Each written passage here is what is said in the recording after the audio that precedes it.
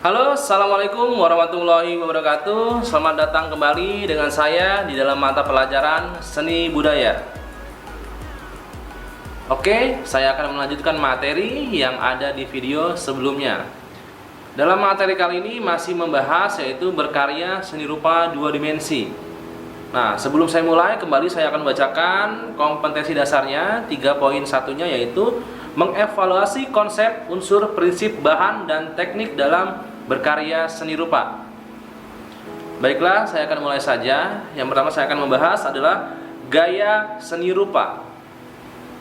Gagasan atau ide seni lukis dapat digali dari mengeksplorasi objek benda atau peristiwa dan aktivitas makhluk hidup beserta alam sekitarnya. Gagasan seni lukis bagi seniman dapat menghasilkan suatu gaya lukisan yang membedakan antara satu seniman dengan seniman lainnya. Nah, seni lukis memiliki berbagai macam aliran yang semakin hari semakin berkembang. Beberapa aliran atau gaya seni lukis mancanegara yang dikembangkan dan disesuaikan oleh para seniman Indonesia antara lain sebagai berikut. Yang pertama saya akan membahas gaya lukis yaitu realisme. Realisme merupakan gaya atau aliran seni lukis yang dihasilkan dari penciptaan ide berkarya dalam menangkap objek kebendaan atau makhluk hidup secara aktivitasnya yang terlihat oleh mata seniman. Oke, gagasan yang muncul dari melihat, menghayati, dan mencari detail objek menjadi dasar penciptaan karya. Mata seniman hanya berfungsi sebagai alat perekam. Kemudian diteruskan mengolah warna, tekstur, dan keindahan menggunakan alat sesuai. Dalam hal ini, emosi seniman tidak dapat dilibatkan secara utuh. Nah, gagasan seniman hanya digunakan untuk mendapatkan kemiripan hasil lukisan terhadap objek.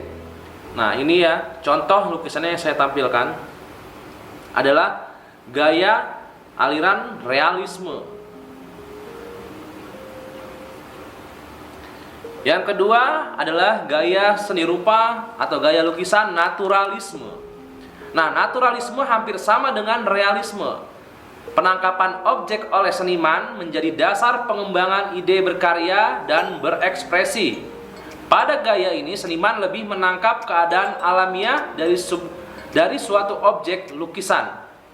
Sebagai contoh ya, warna daun yang biasanya hijau tua akan sedikit mendapatkan polesan dari tangan seniman menjadi hijau, sedikit ke kuning-kuningan, atau hijau ke hitam-hitaman.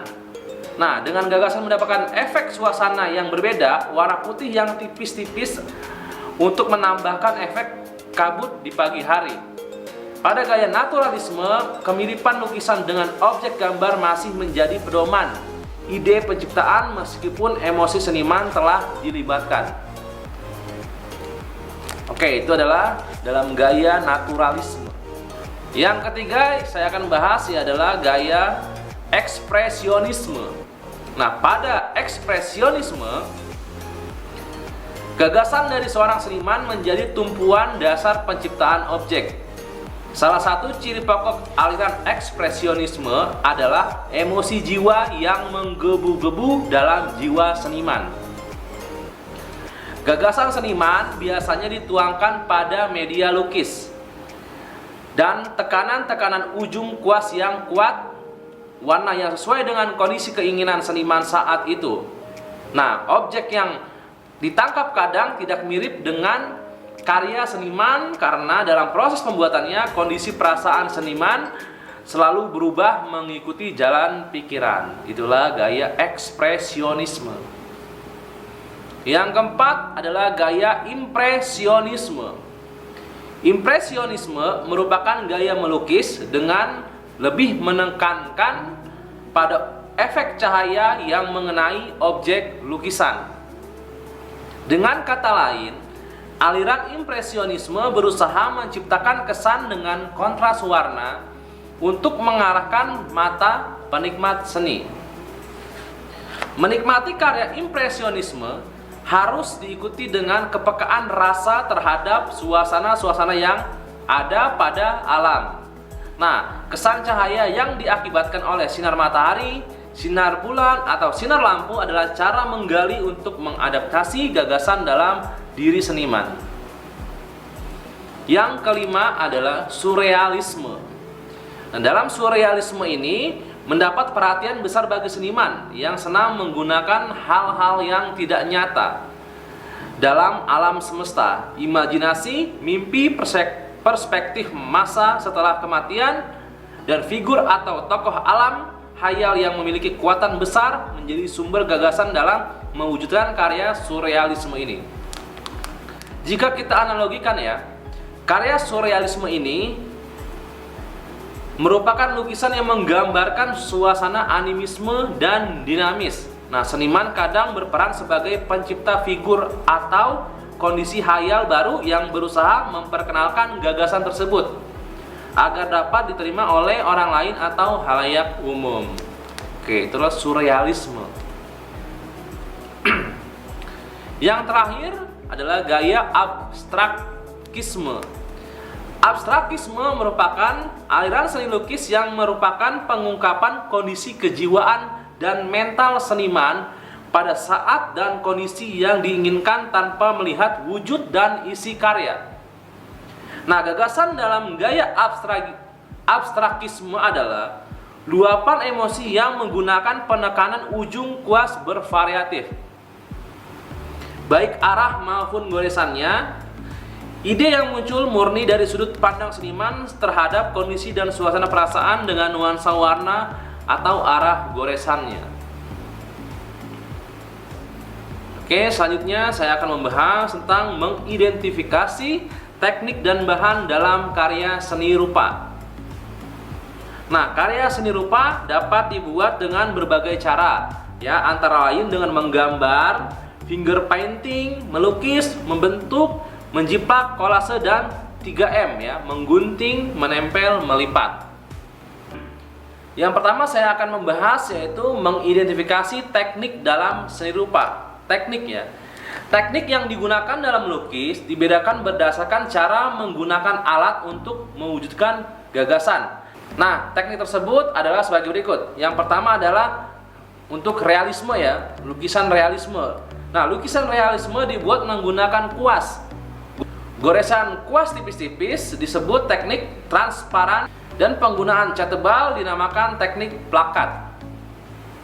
Yang kedua, untuk gaya naturalisme, penggunaan kuas lembut atau bulu hitam menghasilkan goresan atau sapuan halus, nah, dinamakan teknik gradasi warna dan warna nuansa.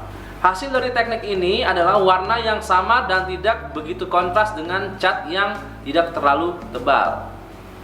Selanjutnya, untuk teknik dalam karya seni rupa dalam aliran atau gaya ekspresionisme. Nah, kuas yang digunakan dengan tekanan keras pada media kanvas sehingga hasilnya kelihatan spontan. Jari digunakan untuk menggantikan kuas dengan cara yang langsung diratakan di atas kanvas dari tube. Teknik yang digunakan adalah spontanitas. Gerakan tangan yang mengalun sesuai kehendak hati menciptakan kesan objek. Selanjutnya, impresionisme. Nah, teknik yang digunakan adalah menumpang tindihkan atau bertumpuk cat minyak di atas permukaan kanvas menggunakan kuas atau jari. Ujung kuas dibuat rata dengan teknik menghasilkan sapuan yang rata dan menghindari kontur atau garis objek atau outline atau garis tepi. Selanjutnya, surrealisme. Nah, warna gradasi dengan menumpang tindihkan warna tipis-tipis dari penggunaan cat minyak menjadi teknik yang sering digunakan pada gaya surrealisme ini, ya. Nuansa kabut dari cahaya malam dihasilkan dengan menggunakan atau memainkan efek nuansa dari warna cat. Selanjutnya, untuk teknik dalam gaya abstrakisme, gaya abstrak menggunakan teknik bebas dalam menciptakan kesan warna. Kuas dapat digantikan dengan benda apapun menurut kehendak seniman untuk menciptakan tekstur yang berbeda. Kuas lebih sering digunakan untuk menciptakan efek garis-garis tegas dan spontan. Itulah teknik dalam karya seni rupa. Oke, selanjutnya adalah mengidentifikasi bahan dalam karya seni rupa. Bahan yang digunakan untuk seni lukis modern dan kontemporer adalah kain yang disebut kanvas. Nah, jenis-jenis kanvas dibedakan berdasarkan ketebalan, arah garis kain atau pori-pori kain. Sebelum digunakan, kain dipersiapkan dengan cara dilapisi menggunakan lem kayu yang dilarutkan dengan air panas dan cat tembok akrilik warna putih atau diplamur. Nah, kain yang telah diplamur setelah kering dapat digunakan sebagai media melukis. Oke. Untuk yang realisme, untuk gaya realisme. Pada lukisan realisme biasanya menggunakan kanvas dengan spesifikasi tekstur halus. Nah, pori-pori kain rapat, garis kain lurus horizontal atau diagonal, tipis dan mudah menyerap cat minyak. Cat yang digunakan adalah cat minyak Greco atau Meris dicampurkan minyak cat dengan penggunaan tipis-tipis. Nah, dapat pula menggunakan cat akrilik atau cat tembok sintetis dengan campuran air yang banyak sehingga menghasilkan sapuan warna yang tipis. Maka dari itu, warna cat yang digunakan dapat mencapai intensitas yang sama dengan warna objeknya. Oke, yang kedua untuk gaya naturalisme. Nah, penggunaan kain hampir sama dengan gaya realisme. Jenis kain yang halus, berpori-pori rapat, dan garis kain horizontal atau vertikal sering digunakan. Nah, cat yang digunakan adalah cat minyak Greco atau Meris dengan sapuan tipis-tipis untuk mendapatkan nuansa alamiah sesuai dengan objek yang direkam. Oke, dalam gaya ekspresionisme, nah kanvas yang digunakan pada gaya ini adalah bertekstur kasar. Nah, dengan spesifikasi kain tebal, berpori-pori sangat rapat dan garis kain diagonal. Nah, kecepatan menorehkan ujung kuas pada permukaan kain menjadi pertimbangan dalam pemilihan bahan. Nah, cat minyak Greco dan Meris digunakan secara langsung dari tub. Penggunaan cat yang tebal dan bertumpuk menjadi salah satu ciri gaya ekspresionisme. Lalu gaya impresionisme. Nah, dalam gaya ini lebih cenderung menggunakan jenis-jenis kain berwarna putih, bersih, dan terang. Nah, tekstur kain halus dengan pori-pori kain rapat serta arah garis kain horizontal dan vertikal. Cat minyak Greco dan Meris digunakan sebagai pemilihan warna-warna cahaya, baik warna terang maupun warna Greco. Lalu untuk gaya surrealisme. Nah, gaya ini menggunakan kain bertekstur halus dengan berpori-pori rapat serta garis kain horizontal ataupun diagonal. Cat minyak Greco atau Meris digunakan untuk menciptakan efek warna yang berlebihan dan tidak nyata dengan warna alam sesungguhnya. Nah, kesan warna cat lebih mengarah pada nuansa menakutkan dan tidak mudah untuk dipercaya.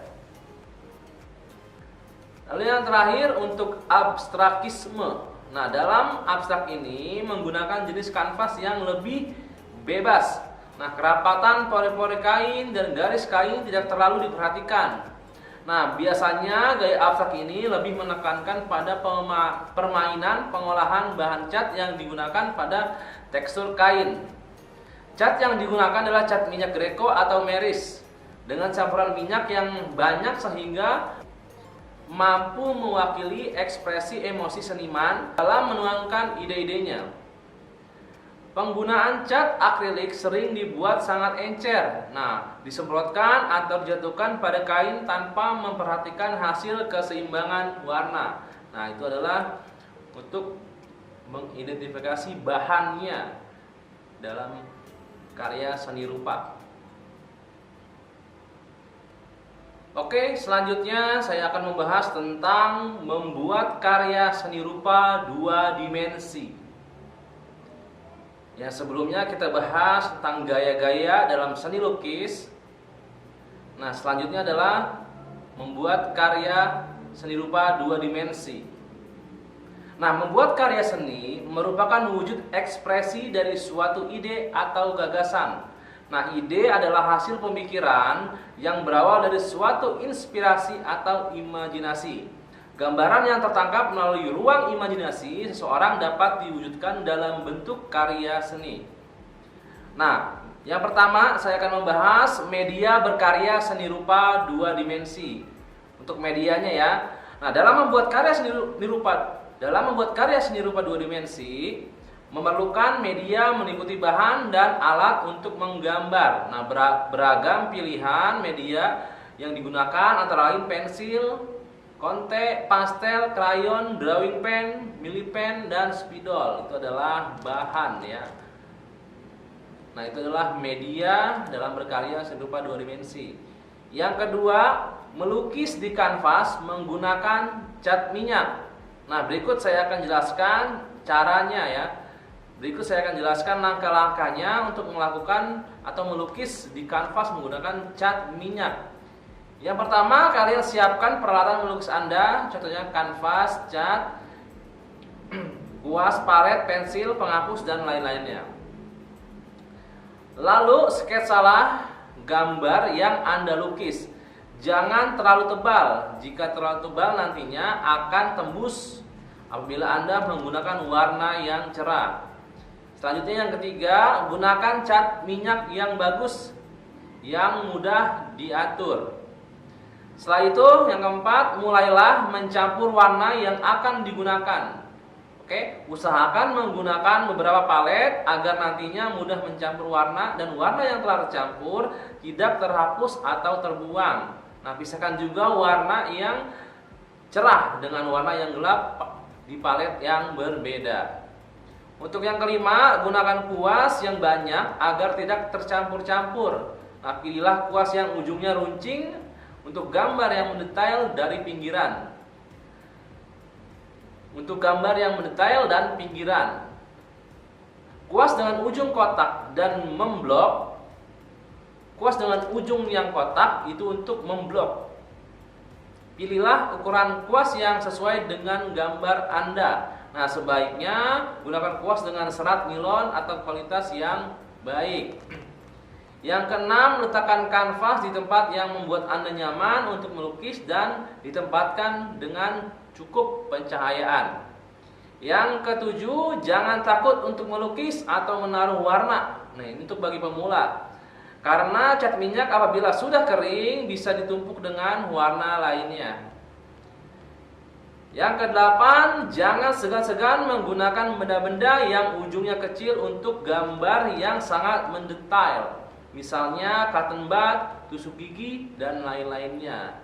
Yang kesembilan, untuk pemandangan alam seperti pohon, agar lukisan Anda menjadi hidup, gunakan gradasi warna agar pohon tersebut menjadi hidup. Pertama, gunakan warna hijau muda, lalu tumpuk dengan warna hijau tua. Setelah kering, tumpuk dengan warna kuning, lalu warna hitam untuk bayangannya.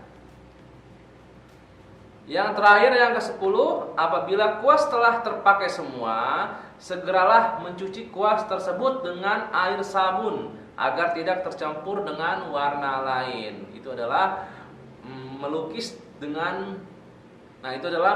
di kanvas dengan menggunakan cat air, dan beberapa langkahnya mungkin bisa menjadi paduan kalian dalam membuat karya seni rupa. Lalu saya akan jelaskan berkreasi dengan kolase. Kata kolase dalam bahasa Inggris disebut collage, berasal dari kata color dalam bahasa Perancis yang berarti merekat. Selanjutnya, kolase dipahami sebagai suatu teknik seni menempel berbagai macam materi selain cat, seperti kertas, kain, kaca, logam, dan sebagainya, kemudian dikombinasi dengan menggunakan cat minyak atau cat lainnya. Nah, berbagai material kolase ini dapat direkatkan pada beragam jenis permukaan seperti kayu, plastik, kertas, kaca, dan sebagainya, dan dimanfaatkan untuk difungsikan sebagai benda fungsional atau karya seni. Untuk bahan-bahan kolase, saya akan jelaskan dulu. Ada berbagai macam jenis yang dapat dimanfaatkan untuk dalam pembuatan kolase ya, karya seni kolase. Nah, yang pertama adalah seperti bahan-bahan alam, seperti daun, ranting, bunga kering, kerang, dan lain-lainnya. Intinya yang berbau dengan alam itu bisa digunakan. Yang kedua, bahan-bahan olahan. Nah, seperti plastik, serat sintetis, logam, karet, dan lain-lainnya. Lalu yang ketiga, bisa menggunakan bahan-bahan bekas. Nah, bisa majalah bekas, tutup botol, lumus permen, atau coklat, dan lain-lainnya. Oke, ide-ide kreatif membuat kolase dapat dikembangkan dari pemanfaatan material-material yang kecil seperti kancing, peniti, tusuk gigi, dan biji-bijian dapat dimanfaatkan untuk menghasilkan komposisi kolase yang non-figuratif atau abstrak dan komposisi yang figuratif. Jenis bahan penunjang dibutuhkan dalam pembuatan kolase adalah permukaan suatu benda atau objek yang akan ditempeli kolase. Nah, pada prinsipnya kolase dapat dimanfaatkan di hampir semua jenis bahan material seperti kayu, plastik, kaca, kertas, logam, dan lainnya, asalkan permukaan tersebut relatif rata. Lalu peralatan dan teknik dalam membuat karya seni kolase, yaitu jenis peralatan ini digunakan perlu disesuaikan dengan jenis bahan bakunya karena karakter setiap bahan itu spesifik. Nah, jenis peralatan dan teknik yang digunakan untuk membuat kolase berbahan alam berbeda kebutuhannya dengan membuat kolase dengan berbahan olahan ataupun bahan bekas. Nah, secara umum peralatan utama yaitu yang pertama adalah alat potong seperti pisau, gunting, gergaji, dan sebagainya. Yang kedua bisa menggunakan bahan perekat seperti lem, perekat vinil, lem putih, lem plastik, jarum, benang, dan lain-lainnya. Itu adalah peralatan dan teknik dalam membuat sebuah karya kolase. Berbagai jenis kolase, baik yang berbentuk 2 dimensi ataupun 3 dimensi, umumnya dibuat dengan teknik bervariasi, seperti teknik jahit, teknik ikat, dan sebagainya. Nah, Anda juga dapat memanfaatkan lebih dari satu teknik untuk membuat karya kolase. Pada teknik campuran bisa dieksplorasi menjadi sebuah artistik pada sebuah karya kolase. Nah, berbagai metode yang digunakan untuk membuat kolase yaitu yang pertama tumpang tindih atau saling tutup atau overlapping. Yang kedua penataan ruang, ya, spatial arrangement. Yang ketiga repetisi atau perulangan atau repetition. Yang keempat komposisi atau kombinasi beragam jenis tekstur dari berbagai material. Oke ya, itu untuk kolase. Selanjutnya saya akan membahas tentang seni dekorasi.